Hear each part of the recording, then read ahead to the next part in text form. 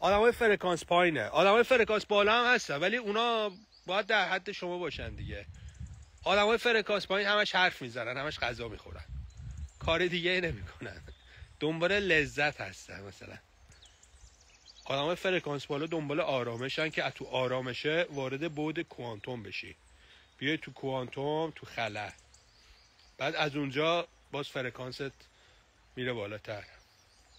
برای همین خیلی چیزا رو الان توضیح دادم.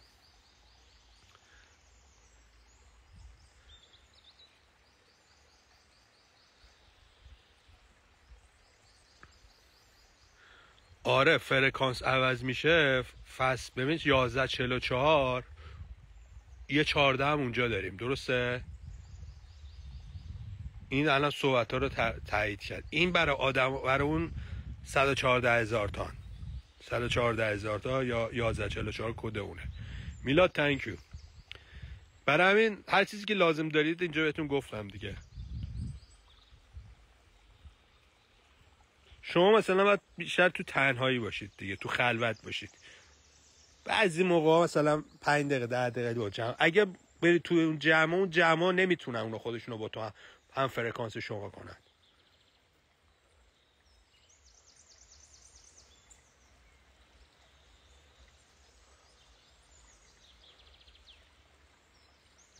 چون اون فرکانس ها رو تجربه کردی دیگه قبلا. نتیجهش چی شده؟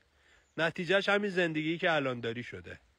ولی اگه دوباره اون کارا رو بری انجام بدی، دوباره زندگیت همون شکلی میشه. یعنی تو اون کارهایی که پارسال اون موقع انجام میدادی این شکلی شدی دیگه. حالا اگه میخوای اون شکلی نشی، یه کارهای دیگه ای که فرکانسش بالاتره رو باید انجام بدی، فرکانست رو بیاری بالا، خودتو از جامعه جدا کنی. چون جامعه آلوده شده. میلیاردها آدم هستن اینجا که اینا خود شما هم هستن، قسمت‌های آلوده شما هستن، جدا از شما نیستن. یعنی آدمایی که میبینی اونا هم خود شما، ولی تو فرکانس های دیگه. یعنی که تو اون فرکانس ها بودی، حالا میخوای اون فرکانس ها در بیای بری توی فرکانس های دیگه. بعد کلا از تو این فرکانس میری تو اون فرکانس، بعد از تو اون فرکانس میری تو این فرکانس، یه دفعه دیگه غیب میشی دیگه، اصلا نیستی دیگه، به هیچی میرسی. آریو thanks mate. توجه شدی؟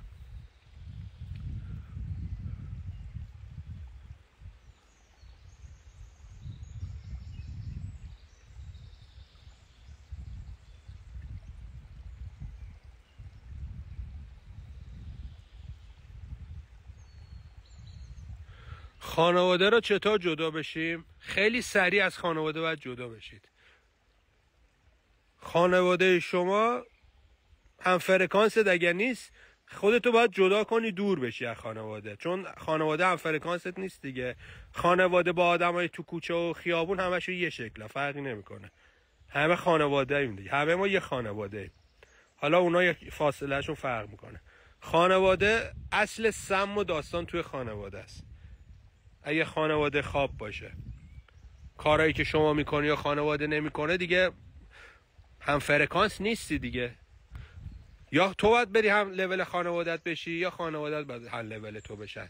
اونایی که پایینن مثل تو نمیتونن بشن، چون زورشون نمیرسه، نمیتونن.